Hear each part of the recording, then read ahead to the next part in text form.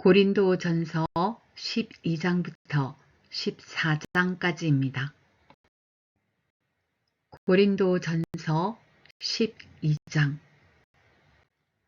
형제 자매 여러분, 신령한 은사들에 대하여 여러분이 모르고 지내기를 나는 바라지 않습니다. 알다시피 여러분이 이방 사람일 때에는 여러분은 이리저리 끄는 대로 말 못하는 우상에게로 끌려다녔습니다. 그러므로 나는 여러분에게 알려드립니다. 하나님의 영으로 말하는 사람은 아무도 예수는 저주를 받아라 하고 말할 수 없고, 또 성령을 힘입지 않고서는 아무도 예수는 주님이시다 하고 말할 수 없습니다.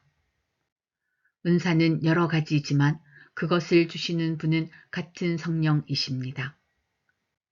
섬기는 일은 여러 가지지만 섬김을 받으시는 분은 같은 주님이십니다. 일의 성과는 여러 가지지만 모든 사람에게서 모든 일을 하시는 분은 같은 하나님이십니다. 각 사람에게 성령을 나타내 주시는 것은 공동이익을 위한 것입니다. 어떤 사람에게는 성령을 통하여 지혜의 말씀을 주시고 어떤 사람에게는 같은 성령을 따라 지식의 말씀을 주십니다. 어떤 사람에게는 같은 성령으로 믿음을 주시고 어떤 사람에게는 같은 성령으로 병 고치는 은사를 주십니다. 어떤 사람에게는 기적을 행하는 능력을 주시고 어떤 사람에게는 예언하는 은사를 주시고 어떤 사람에게는 영을 분별하는 은사를 주십니다. 어떤 사람에게는 여러 가지 방언을 말하는 은사를 주시고 어떤 사람에게는 그 방언을 통역하는 은사를 주십니다. 이 모든 일은 한 분이신 같은 성령이 하시며 그는 원하시는 대로 각 사람에게 은사를 나누어 주십니다. 몸은 하나이지만 많은 지체가 있고 몸의 지체는 많지만 그들이 모두 한 몸이듯이 그리스도도 그러하십니다. 우리는 유대 사람이든지 그리스 사람이든지 종이든지 자유인이든지 모두 한 성령으로 세례를 받아서 한 몸이 되었고 또 모두 한 성령을 마시게 되었습니다. 몸은 하나의 지체로 되어 있는 것이 아니라 여러 지체로 되어 있습니다. 발이 말하기를 나는 손이 아니니까 몸에 속한 것이 아니다 한다고 해서 발이 몸에 속하지 않은 것이 아닙니다. 또 귀가 말하기를 나는 눈이 아니니까 몸에 속한 것이 아니다 한다고 해서 귀가 몸에 속하지 않은 것이 아닙니다. 온몸이 다 눈이라면 어떻게 듣겠습니까? 또 온몸이 다 귀라면 어떻게 냄새를 맡겠습니까? 그런데 실은 하나님께서는 원하시는 대로 우리 몸에다가 각각 다른 여러 지체를 두셨습니다. 전체가 하나의 지체로 되어 있다고 하면 몸은 어디에 있습니까? 그런데 실은 지체는 여럿이지만 몸은 하나입니다. 그러므로 눈이 손에게 말하기를 너는 내게 쓸데가 없다 할 수 없고 머리가 발에게 말하기를 너는 내게 쓸데가 없다 할 수 없습니다. 그뿐만 아니라 몸의 지체 가운데서 비교적 더 약하게 보이는 지체들이 오히려 더 요긴합니다. 그리고 우리가 덜 명예스러운 것으로 여기는 지체들에게 더욱 풍성한 명예를 덧입히고 볼품없는 지체들을 더욱더 아름답게 꾸며줍니다. 그러나 아름다운 지체들은 그럴 필요가 없습니다.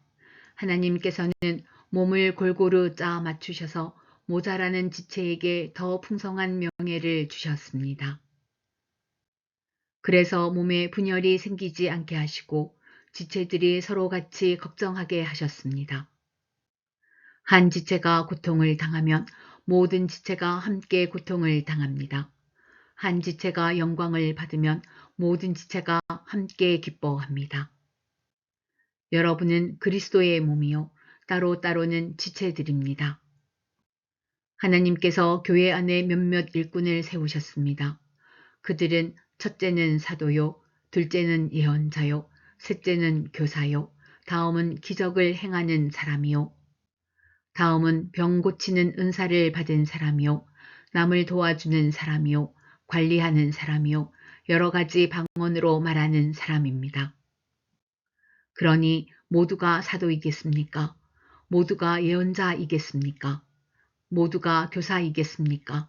모두가 기적을 행하는 사람이겠습니까? 모두가 병 고치는 은사를 받은 사람이겠습니까? 모두가 방언으로 말하는 사람이겠습니까? 모두가 통역하는 사람이겠습니까? 그러나 여러분은 더 큰 은사를 열심히 구하십시오. 이제 내가 가장 좋은 길을 여러분에게 보여드리겠습니다. 고린도전서 13장. 내가 사람의 모든 말과 천사의 말을 할 수 있을지라도 내게 사랑이 없으면 울리는 징이나 요란한 꽹과리가 될 뿐입니다. 내가 예언하는 능력을 가지고 있을지라도 또 모든 비밀과 모든 지식을 가지고 있을지라도 또 산을 옮길 만한 모든 믿음을 가지고 있을지라도 사랑이 없으면 아무것도 아닙니다. 내가 내 모든 소유를 나누어 줄지라도 내가 자랑삼아 내 몸을 넘겨줄지라도 사랑이 없으면 내게는 아무런 이로움이 없습니다.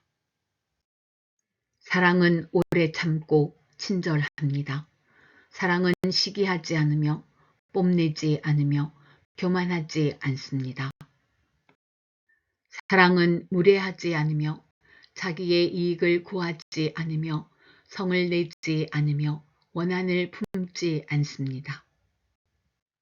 사랑은 불의를 기뻐하지 않으며 진리와 함께 기뻐합니다. 사랑은 모든 것을 덮어주며 모든 것을 믿으며 모든 것을 바라며 모든 것을 견딥니다. 사랑은 없어지지 않습니다. 그러나 예언도 사라지고 방언도 그치고 지식도 사라집니다. 우리는 부분적으로 알고 부분적으로 예언합니다. 그러나 온전한 것이 올 때에는 부분적인 것은 사라집니다. 내가 어릴 때에는 말하는 것이 어린아이와 같고 깨닫는 것이 어린아이와 같고 생각하는 것이 어린아이와 같습니다. 그러나 어른이 되어서는 어린아이의 일을 버렸습니다. 지금은 우리가 거울로 영상을 보듯이 희미하게 보지만은 그때에는 얼굴과 얼굴을 마주하여 볼 것입니다. 지금은 내가 부분밖에 알지 못하지만은 그때에는 하나님께서 나를 아신 것과 같이 내가 온전히 알게 될 것입니다. 그러므로 믿음, 소망, 사랑 이 세 가지는 항상 있을 것인데 그 가운데서 으뜸은 사랑입니다. 고린도전서 14장. 사랑을 추구하십시오. 신령한 은사를 열심히 구하십시오. 특히 예언하기를 열망하십시오. 방언으로 말하는 사람은 사람에게 말하는 것이 아니라 하나님께 말하는 것입니다. 아무도 그것을 알아듣지 못합니다. 그는 성령으로 비밀을 말하는 것입니다. 그러나 예언하는 사람은 사람들에게 말하는 것입니다. 그는 덕을 끼치고 위로하고 격려하는 말을 합니다. 방언으로 말하는 사람은 자기에게만 덕을 끼치고 예언하는 사람은 교회에 덕을 끼칩니다. 여러분이 모든 방언으로 말할 수 있기를 내가 바랍니다마는 그보다는 예언할 수 있기를 더 바랍니다. 방언을 누가 통역하여 교회에 덕을 끼치게 해주지 않으면 방언으로 말하는 사람보다 예언하는 사람이 더 훌륭합니다. 형제 자매 여러분, 내가 여러분에게로 가서 방언으로 말하고 계시나 지식이나 예언이나 가르침을 전하는 방식으로 말하지 않는다면 여러분에게 무슨 유익이 되겠습니까? 필이나 검은고와 같이 생명이 없는 악기도 각각 음색이 다른 소리를 내지 않으면 피리를 부는 것인지 수금을 타는 것인지 어떻게 알 수 있겠습니까? 또 나팔이 분명하지 않은 소리를 내면 누가 전투를 준비하겠습니까? 이와 같이 여러분도 방언을 사용하기 때문에 분명한 말을 하지 않는다면 그 말이 무슨 뜻인지 남이 어떻게 알겠습니까? 결국 여러분은 호공에다 대고 말하는 셈이 될 것입니다. 이 세상에는 수많은 종류의 말이 있습니다. 그러나 뜻이 없는 말은 하나도 없습니다. 내가 그 말의 뜻을 알지 못하면 나는 그 말을 하는 사람에게 딴 세상 사람이 되고 그도 나에게 딴 세상 사람이 될 것입니다. 이와 같이 여러분도 성령의 은사를 갈구하는 사람들이니 교회에 덕을 끼치도록 그 은사를 더욱 넘치게 받기를 힘쓰십시오. 그러므로 방언으로 말하는 사람은 그것을 통용할 수 있기를 기도하십시오.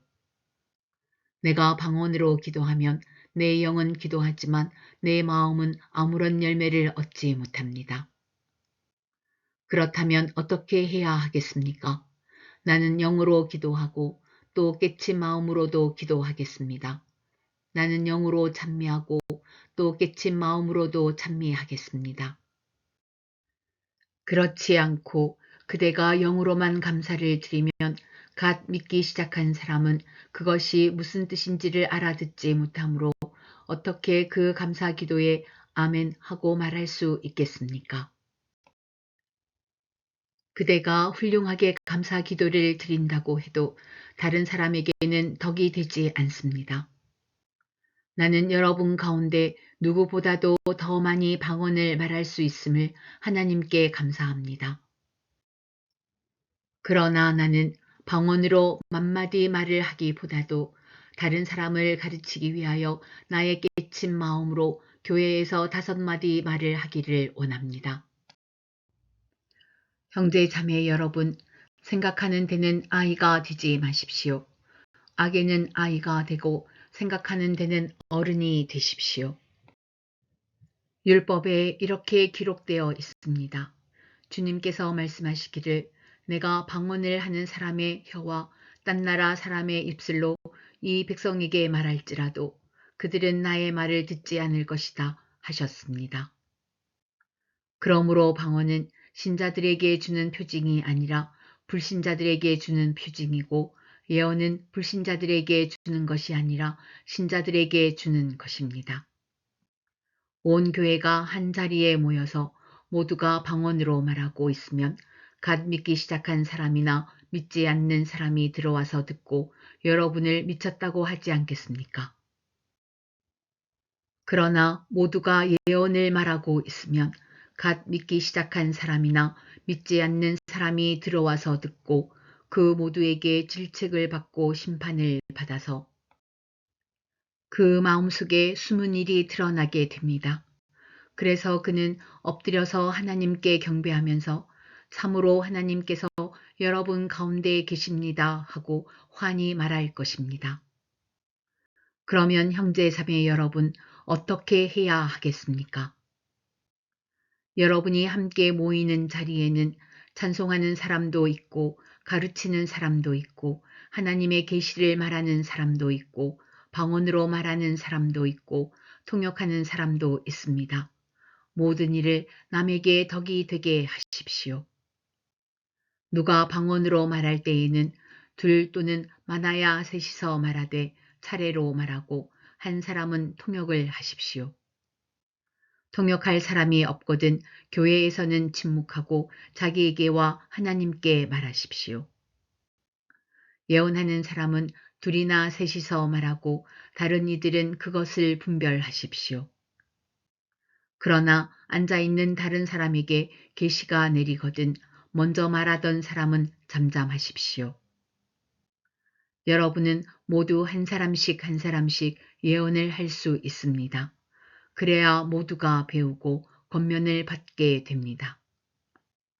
예언하는 사람의 영은 예언하는 사람에게 통제를 받습니다. 하나님은 무질서의 하나님이 아니라 평화의 하나님이십니다. 성도들의 모든 교회에서 그렇게 하는 것과 같이 여자들은 교회에서는 잠자코 있어야 합니다. 여자에게는 말하는 것이 허락되어 있지 않습니다. 율법에서도 말한 대로 여자들은 복종해야 합니다. 배우고 싶은 것이 있으면 집에서 자기 남편에게 물으십시오. 여자가 교회에서 말하는 것은 자기에게 부끄러운 일입니다. 하나님의 말씀이 여러분에게서 났습니까? 또는 여러분에게만 내렸습니까? 누구든지 자기가 예언자이거나 성령을 은사로 받은 사람이라 생각하거든 내가 여러분에게 써 보내는 이 글이 주님의 명령이라는 것을 알아야 합니다. 누구든지 이것을 인정하지 않으면 그 사람도 인정을 받지 못할 것입니다. 그러므로 나의 형제 자매 여러분, 예언하기를 열심히 구하십시오. 그리고 방언으로 말하는 것을 막지 마십시오. 모든 일을 적절하게 하고 질서 있게 해야 합니다.